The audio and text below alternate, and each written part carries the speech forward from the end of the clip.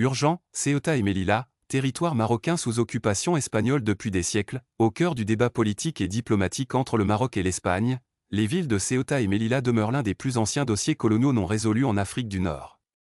Ces deux villes, situées sur la côte nord du Maroc, sont sous contrôle espagnol depuis des siècles, bien qu'elles fassent partie intégrante du territoire marocain.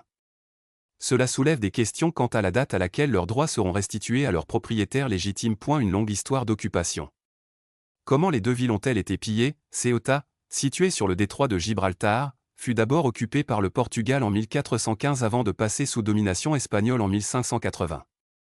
Melilla fut capturée par l'Espagne en 1497 dans le cadre d'un plan expansionniste colonial visant à contrôler des emplacements stratégiques au Maroc. Depuis lors, les deux villes sont devenues une enclave espagnole fortifiée, bien que leur histoire, leur identité et leur population affirment leurs racines marocaines. Le Maroc exige, et l'Espagne refuse. Au cours des dernières décennies, le Maroc a constamment affirmé son droit à récupérer Ceuta et Melilla, exigeant que l'Espagne ouvre des négociations sérieuses sur la décolonisation. En revanche, Madrid insiste sur le fait que les deux villes font partie de son territoire souverain, soutenu par une position européenne qui considère Ceuta et Melilla comme les frontières sud de l'Union européenne.